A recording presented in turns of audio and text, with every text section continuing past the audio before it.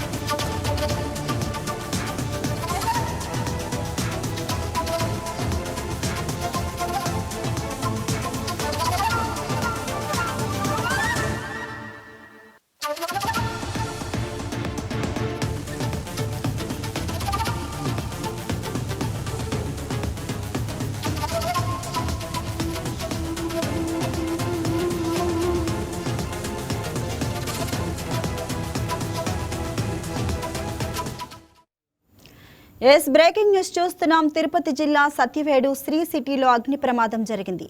ఈ ప్యాకు పరిశ్రమలో మంటలు ఎగిసిపడుతున్నాయి. భయంతో కార్మికులు పరుగులు తీశారు. భారీగా ఎగిసిపడుతున్న మంటలు దాటికి కంపెనీలోని ముడి సరుకు యంత్రాలు కాలి బూడిదవుతున్నాయి. సమాచారం అందుకున్న వెంటనే అగ్నిమాపక సిబ్బంది ఘటనా స్థలానికి చేరుకొని మంటలను అదుపు చేసేందుకు తీవ్రంగా ప్రయత్నిస్తున్నారు. గాలి ఎక్కువగా ఉండటంతో మంటలను అదుపు చేయడం సవాలుగా మారింది. ప్రమాదం జరిగిన సమయంలో సిబ్బంది అప్రమత్తమై బయటకు రావడంతో ప్రాణ నష్టం తప్పినట్లు తెలుస్తుంది. అయితే ఆస్తి నష్టం భారీగా ఉండొచ్చని అంచనా వేస్తున్నారు. దీనిపై మరింత సమాచారాన్ని తిరుపతి నుంచి మా special correspondent paneer Selvam phone ద్వారా అందిస్తారు.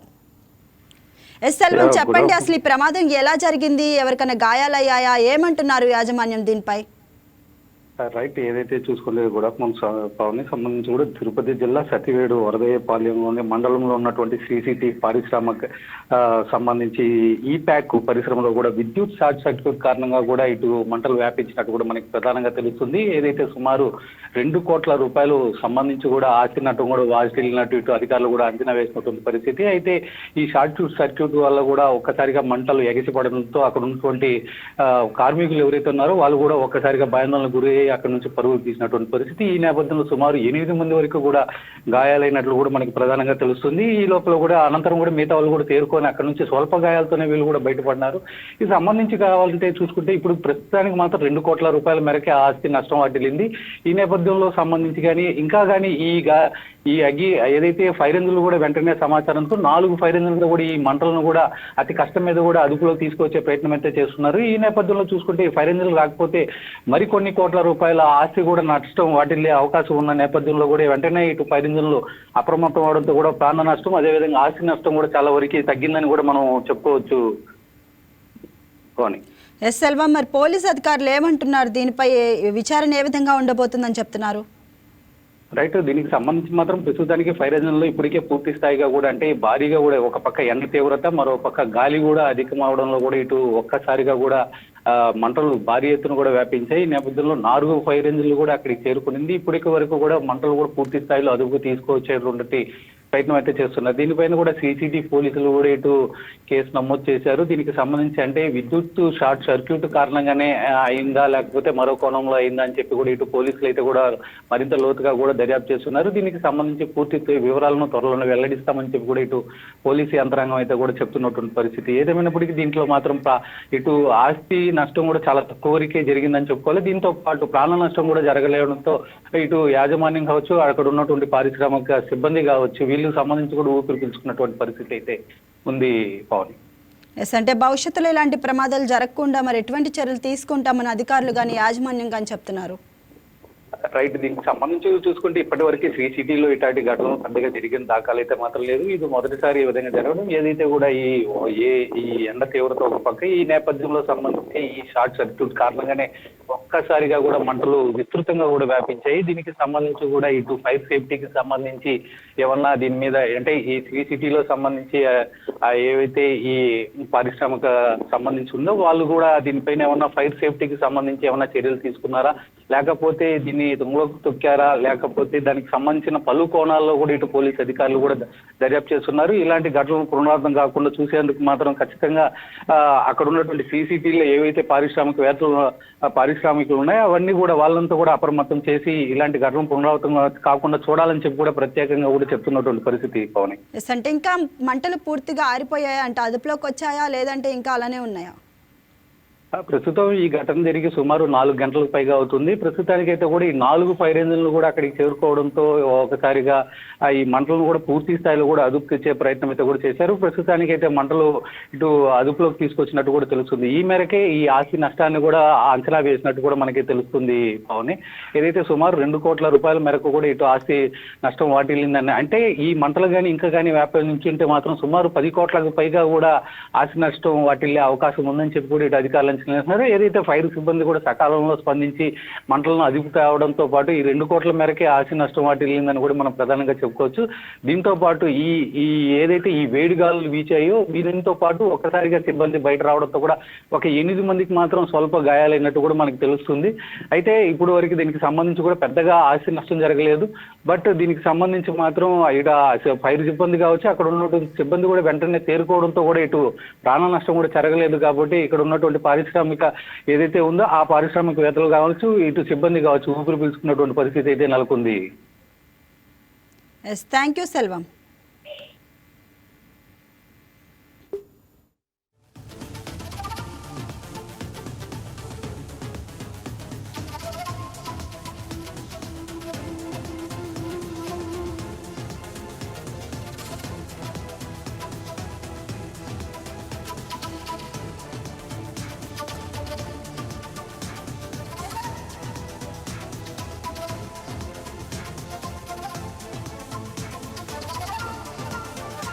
ఏఓబీ సరిహద్దు గ్రామాల్లో మహిళలపై ఒడిశా పోలీసుల దౌర్జన్యాన్ని మంత్రి గుమ్మిడి సంధ్యారాణి ఖండించారు. జనగణనకు సహకరించలేదనే నెపంతో ఎగువసింబి గ్రామానికి చెందిన 2 గిరిజనులను ఒడిశా పోలీసులు అక్రమంగా అరెస్ట్ చేశారన్నారు. ఒడిశా పోలీసుల అత్యుత్సాహంపై స్థానికులు ఆగ్రహం వ్యక్తం చేస్తున్నారు. అందరికీ నమస్కారం. మన పార్వతీపురం మన్యం జిల్లాలో సాలూరు నియోజకవర్గంలో సాలూరు మండలంలో ఒరిస్సాకి మన ఆంధ్రప్రదేశ్కి సరిహద్దు కొన్ని గ్రామాలు ఉన్నాయి. అవి కొటియా గ్రామాలు మీ అందరికి కూడా తెలుసు. అవి దాదాపు 21 గ్రామాలు, 3 పంచాయతీలు, మొత్తం టోటల్ గా గిరిజనులు. ఆ గిరిజన గ్రామాల్లో ఎప్పటికప్పుడు ఒరిస్సా పోలీసులు వాళ్ళని ఎప్పుడు ఇబ్బంది పెడుతూనే ఉంటారు. ఎందుకనంటే ఒంటరిగా ఎవరైనా గిరిజనులు కనిపిస్తే వెంటనే వాళ్ళు అరెస్ట్ చేయడం, ఒంటరిగా గిరిజనులు కనిపిస్తే వాళ్ళని ఇబ్బంది పెట్టడం, వాళ్ళు బెదిరించడం ప్రతిసారి ఇది అలవాటైపోతుంది. ఎందుకనంటే ఇది ఆంధ్ర ఒరిస్సా సరిహద్దులు. దాదాపు 70 ఏళ్లుగా కోర్టులో నలుగుతున్న వ్యవహారం. కోర్టు స్టేటస్ కో కూడా ఇచ్చింది. అయినా గాని దీని మీద ఎందుకంత అత్యుత్సాహం చూపిస్తారో ఒరిస్సా పోలీసులు నాకు అర్థం అవడం లేదు. ప్రతిసారి మా గిరిజన సోదరుల్ని ఆంధ్రప్రదేశ్ లో ఉన్న వాళ్ళు ఎప్పుడు ఇబ్బంది పెడుతూనే ఉంటారు. ఎందుకంటే వాళ్ళకి ఇష్టమైతే అటువైపు వెళ్తారు, వాళ్ళకి ఇష్టం లేకపోతే లేదు. ఒక మనిషికి, ఒక వ్యక్తికి ఎక్కడ ఉండాలో వాళ్ళ స్వతంత్రం ఉండదా? మీరు ఎందుకు వాళ్ళని ఇబ్బంది పెడుతున్నారు? వాళ్ళకున్న స్వతంత్రాన్ని హరించడానికి, వాళ్ళకున్నటువంటి మన ఒక వ్యక్తికి ఉన్నటువంటి రాజ్యాంగంలో ఇచ్చిన హక్కుల్ని కూడా మీరెందుకు కాలరాయాలని చూస్తున్నారు? ప్రతిసారి చూస్తున్నాను నేను. ప్రతిసారి కూడా వాళ్ళని ఏదో ఒక విధంగా ఇబ్బంది పెట్టి, ఏదో ఒక విధంగా పోలీసులు వాళ్ళని హింసించడం, వాళ్ళని అరెస్ట్ చేయడం, వాళ్ళని భయభ్రాంతులకు గురి చేయడం చేస్తున్నారు. గ్రామాల్లో తండోపు ఒకేసారి ఒరిస్సా పోలీసులు వస్తారు. వచ్చి ఆ గ్రామాల్లో ఉన్న వాళ్ళందరినీ బెదిరిస్తున్నారు. ఇది చాలా ఇబ్బందిగా ఉంది. మాకు ఈ పట్టు చెన్నూరు, పగులు చెన్నూరు వీళ్ళందరూ కూడా ఎంత ఇబ్బంది పడుతున్నారంటే 21 గ్రామాలు కూడా ప్రతిసారి నా దగ్గరకు వచ్చి ఆ సోదరిమణులు అందరూ కూడా చాలా ఇబ్బంది పడుతున్నారు. ఇప్పుడు వాళ్ళు చేసిన తప్పేమీ లేదు. వాళ్ళు ఏంటంటే జనాభా లెక్కలకి వాళ్ళకి సహకరించట్లేదు అంటున్నారు. ఎందుకు సహకరించాలి? ఇది ఆంధ్రప్రదేశ్ లో జనాభా చేసుకుంటున్నాం మనం. ఆంధ్రప్రదేశ్ లో ఎన్యూమరేషన్ జరుగుతుంది. ఆంధ్రప్రదేశ్ లో వాళ్ళు ఓటర్లుగా ఉండాలి అనుకుంటున్నారు. ఆంధ్రప్రదేశ్ జనాభాలో ఒక మనిషిగా ఉండాలనుకుంటున్నారు. మీకెందుకు వాళ్ళు సహకరించాలి? ఒరిస్సాకు వాళ్ళు రామంటున్నారు. రాము అన్నప్పుడు మీరు ఎందుకు ఇబ్బంది పెడుతున్నారు? అది ఒరిజినల్ గా 21 గ్రామాలు ఆంధ్రప్రదేశ్ లో ఉన్న గ్రామాలు. అవి సాలూరు నియోజకవర్గంలో సాలూరు మండలంలో ఉన్న గ్రామాలని. ఆ గ్రామాల ప్రజల్ని మీరు కావాలని గిరిజనులు అమాయకులు అని వాళ్ళని భయభ్రాంతం చేయడానికి ప్రయత్నం చేస్తున్నారు. ఇది ఎంత మాత్రం సహించాల్సిన విషయం కాదు. ఈ విషయం మొత్తం ముఖ్యమంత్రి గారి దృష్టికి తీసుకెళ్తున్నాం. ఖచ్చితంగా దీని మీద కఠినంగా ఉండాల్సిన అవసరం కూడా ఉంది. ఎందుకంటే వాళ్ళని అరెస్ట్ చేస్తున్నారు. ఫోన్ చేస్తే వాళ్ళు విడిచిపెట్టరు. ఎందుకు అనంటే ఏవేవో సాకులు చెప్తున్నారు. వాళ్ళ ఎన్యూమరేషన్ కి మీకు ఎందుకు సహకరించాలి? వాళ్ళకి సహకరించాల్సిన అవసరం ఏమిటి? ఎందుకు మీరు వాళ్ళంత ఇబ్బంది పెడుతున్నారు? ఇది మానవత్వం కాదు. పైగా ఇది రాజ్యాంగంలో వాళ్ళ హక్కుల్ని మీరు హరిస్తే ఊరుకునే ప్రసక్తి కూడా లేదు. లాస్ట్ టైం కూడా అలాగే చేశారు మీరు. లాస్ట్ టైం జగన్మోహన్ రెడ్డి ముఖ్యమంత్రిగా ఉన్నప్పుడే తలనొప్పంతా ఎక్కువైంది మాకు. ఆయన వెళ్లి ఆ ఒరిస్సా ముఖ్యమంత్రితో మాట్లాడి ఏం మాట్లాడాడో తెలియదు కానీ అక్కడ విపరీతమైనటువంటి మైనింగ్స్ ఉన్నాయని, తర్వాత అన్ని ఉన్నాయని చెప్పేసి ఆ గ్రామాలకు వచ్చేసి అక్కడ ఉన్న గిరిజనులందరినీ ఖాళీ చేయాలని ఒక ఆలోచన ఆ మొత్తం ఒరిస్సా వాళ్ళ చుట్టుపక్కల వాళ్ళందరికీ ఉంది. ఒరిస్సా పోలీసులు కూడా అలాగే బిహేవ్ చేస్తున్నారు. కాబట్టి ఈ ఎట్టి పరిస్థితుల్లో మేము ఊరుకోం. మొత్తం అక్కడ ఉన్నటువంటి గిరిజనులందరికీ కూడా పోలీస్ సెక్యూరిటీ కూడా ఏర్పాటు చేస్తున్నాం. మేము కూడా కఠినంగా ఉండాల్సిన పరిస్థితి మేము కూడా మీరు తెస్తున్నారు. ఎందుకంటే మా గ్రామాల్లోకి వచ్చి మీరు రోడ్లు వేస్తారు. మా గ్రామాల్లో తిరుమల ఘాట్ రోడ్లో నో డీజిల్ బోర్డులు వాహనదారులను ఆందోళనకు గురి చేస్తున్నాయి. తిరుమలకు ప్రతిరోజు సుమారు 20,000కు పైగా వాహనాలు వస్తూ ఉంటాయి. అయితే ప్రస్తుతం డీజిల్ స్టాక్ లేకపోవడంతో బంకుల వద్ద కిలోమీటర్ల మేర వాహనాలు నిలిచిపోయాయి. గంటలు తరబడి వేచి చూసినా డీజిల్ దొరకని పరిస్థితి. ఘాట్ రోడ్లో డీజిల్ అయిపోతే వాహనాలు ఎక్కడివి అక్కడే నిలిచే ప్రమాదం ఉంది. ఈ కష్టం మాకు ఎందుకు చెప్పండి? మేము బతుకోవాలి కదా. డీజిల్ వదిలేదానికి ఏమన్నా చెప్ప ఫ్రీగా పట్టొచ్చు కదా. డీజిల్ ఆపేస్తారు, గ్యాస్ ఆపేస్తారు, మెటనా బతికేదా? ఇప్పుడు ట్యాక్సీ కిందకి పోతే డీజిల్ అయిపోతే మేము ఆడ పెట్టుకోవాలి బండి. మాకు అన్నం ఎవరు పెడతారు చెప్పండి? డీజిల్ ఉంటే కదా పోయేది. ఇప్పుడు టక్కని అంబులెన్స్ అయినా పోవాలంటే డీజిల్ కావాలి కదా. ఆ డీజిల్ ఆపేస్తే ప్రాణం ఎవరు కాపాడతారు? ఫుల్ ట్యాంక్ చేయమంటే కానీ పెట్రోల్ బంక్ ఫుల్ ట్యాంక్ చేయని అంటున్నారు. 1000 రూపాయలు పడతాము. ఒక ఆధార్ కార్డుకే 1000 రూపాయలు అంట. 2 ఆధార్ కార్డు 2000. ఇది ఫుల్ ట్యాంక్ చేయాలంటే 6000 కావాలి. యాడికి పోయేది మేము? ఒక ఆధార్ కార్డుకి 1000 రూపాయలు పడతారంట. 1000 రూపాయలు పడితే ఎన్ని రోజులు వస్తుంది? 1 రూపాయికి దిగితే అయిపోతుంది, 2 రూపాయకి అయిపోతుంది. డీజిల్ బంక్కి 1 గంట సేపుగా లైన్లో నిలబడుకొని ఉన్నాను. ఉండే డీజిల్ ఖాళీ అయిపోయిందని క్లోజ్ చేశారు యజమానులు. ఏమైనా ఇన్ఫర్మేషన్ ఇస్తే మేము దాని తగ్గట్టుగా మా ముందు జాగ్రత్తలు మేము ముందు రోజుగానో లేదా వారం ముందు కూడా మా ప్రిపరేషన్లో మేము ఉంటాము. ఏ విధ ఇంటిమేషన్ లేకుండా ఉన్నట్టుండి లేదు అని చెప్పడం చాలా బాధగా ఉంది. మాకు 100 నుంచి 150 బండ్లు లైన్లో నిలబడి ఉన్నాయి. ఇప్పటి వరకు సగం బండ్లు పోయినాయి, సగం బండ్లు అట్టే ఉన్నాయి. మా పరిస్థితి ఏంటి? ఈ కష్టం మాకు ఎందుకు చెప్పండి? మేము బతుకోవాలి కదా. డీజిల్ వదిలేదానికి ఏమన్నా చెప్ప ఫ్రీగా పట్టొచ్చు కదా. డీజిల్ ఆపేస్తారు, గ్యాస్ ఆపేస్తారు, మెటనా బతికేదా? ఇప్పుడు ట్యాక్సీ కిందకి పోతే డీజిల్ అయిపోతే మేము ఆడ పెట్టుకోవాలి బండి. మాకు అన్నం ఎవరు పెడతారు చెప్పండి? డీజిల్ ఉంటే కదా పోయేది. ఇప్పుడు టక్కని అంబులెన్స్ అయినా పోవాలంటే డీజిల్ కావాలి కదా. ఆ డీజిల్ ఆపేస్తే ప్రాణం ఎవరు కాపాడతారు? ఫుల్ ట్యాంక్ చేయమంటే కానీ పెట్రోల్ బంక్ ఫుల్ ట్యాంక్ చేయని అంటున్నారు. 1000 రూపాయలు పడతాము. ఒక ఆధార్ కార్డుకే 1000 రూపాయలు అంట. 2 ఆధార్ కార్డు 2000. ఇది ఫుల్ ట్యాంక్ చేయాలంటే 6000 కావాలి. యాడికి పోయేది మేము? ఒక ఆధార్ కార్డుకి 1000 రూపాయలు పడతారంట. 1000 రూపాయలు పడితే ఎన్ని రోజులు వస్తుంది? 1 రూపాయికి దిగితే అయిపోతుంది, 2 రూపాయికి అయిపోతుంది. డీజిల్ బంక్కి 1 గంట సేపుగా లైన్లో నిలబడుకొని ఉన్నాను. ఉండే డీజిల్ ఖాళీ అయిపోయిందని క్లోజ్ చేశారు యజమానులు. ఏమైనా ఇన్ఫర్మేషన్ ఇస్తే మేము దాని తగ్గట్టుగా మా ముందు జాగ్రత్తలు మేము ముందు రోజుగానో లేదా వారం ముందు కూడా మా ప్రిపరేషన్లో మేము ఉంటాము. ఏ విధ ఇంటిమేషన్ లేకుండా ఉన్నట్టుండి లేదు అని చెప్పడం చాలా బాధగా ఉంది. మాకు 100 నుంచి 150 బండ్లు లైన్లో నిలబడి ఉన్నాయి. ఇప్పటి వరకు సగం బండ్లు పోయినాయి, సగం బండ్లు అట్టే ఉన్నాయి. మా పరిస్థితి ఏంటి? ఈ కష్టం మాకు ఎందుకు చెప్పండి? మేము ఉమ్మడి గుంటూరు జిల్లా వ్యాప్తంగా డీజిల్ కొరతతో వాహనదారుల తీవ్ర ఇక్కట్లు పడుతున్నారు. అనేక చోట్ల స్టాక్ లేకపోవడంతో బంకులు మూతపడ్డాయి. రాజధాని ప్రాంతంలో జరుగుతున్న అభివృద్ధి పనులకు కూడా ఆటంకం ఏర్పడే పరిస్థితి ఏర్పడింది. జాతీయ రహదారిపై సైతం పెట్రోల్ బంకులలో డీజిల్ లేదంటూ నో స్టాక్ బోర్డులు పెట్టారు.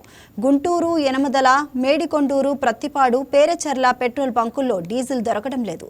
పల్నాడు జిల్లాలోని అనేక మండలాల్లోని బంకుల్లో డీజిల్ కొరత ఏర్పడింది.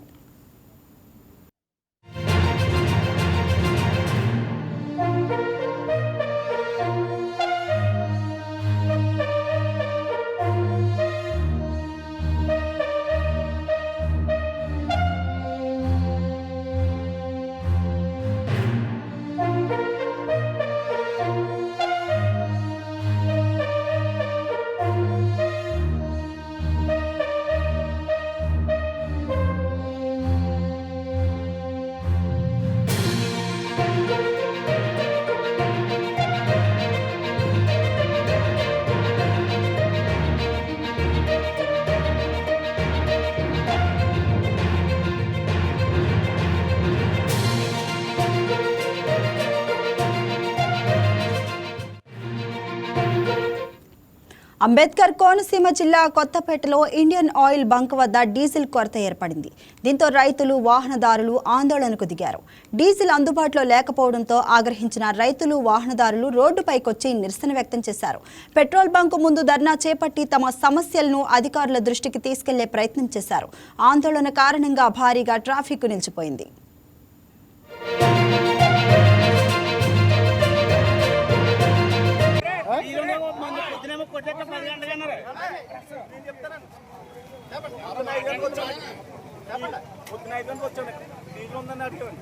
పది గంటలకు ఆర్డర్ వస్తారు, 10 గంటలకు కూర్చోమన్నారండి. నాకు చెప్పారండి, ఇప్పుడు వచ్చానే డీజిల్ అయితే బయట వెళ్ళిపోమని రేవసగా మాట్లాడుతున్నారండి. అతను పొద్దుంచి కూర్చోబెట్టి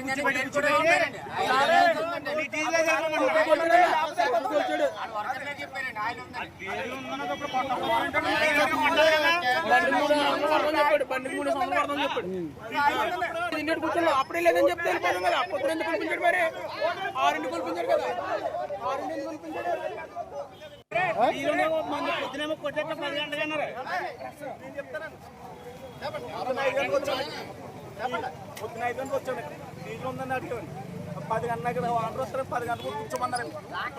నాకు చెప్పారండి, ఇప్పుడు వచ్చానే డీజిల్ అయితే బయట వెళ్ళిపోమని రేవసగా మాట్లాడుతున్నారండి. అతను పొద్దుంచి కూర్చోబెట్టి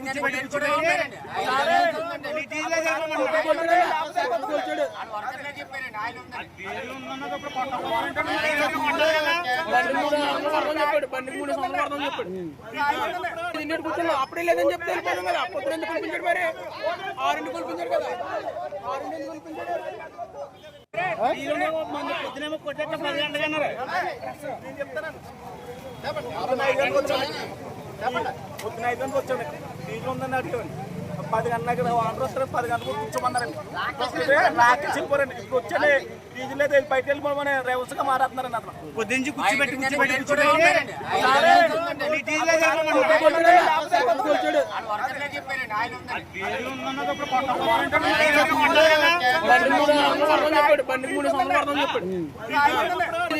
అప్పుడే లేదని చెప్తే వెళ్ళిపోయాం కదా. పొద్దున ఎందుకు కొనిపించాడు మరి? 6 కొనిపించాడు కదా. 6 కొనిపించాడు. పొద్దునేమో కొట్టేట 10 గంటలకు అన్నారు. నేను చెప్తానండి. స్వీయ జనగణనపై ప్రజల్లో అవగాహన కల్పించేందుకు సాలూరులో 5K రన్ నిర్వహించారు. రన్లో మంత్రి గుమ్మిడి సంధ్యారాణి పాల్గొన్నారు. ప్రజలు స్వయంగా తమ వివరాలను నమోదు చేసుకునే ప్రక్రియపై అవగాహన కల్పించడమే ఈ కార్యక్రమం ముఖ్య ఉద్దేశమన్నారు. ప్రభుత్వ సేవలు సమర్థవంతంగా అందించేందుకు సెల్ఫ్ ఎన్యూమరేషన్ ఎంతో కీలకమని మంత్రి అన్నారు. ప్రజలందరూ ఈ అవకాశాన్ని వినియోగించుకొని తమ వివరాలను నమోదు చేసుకోవాలని మంత్రి పిలుపునిచ్చారు.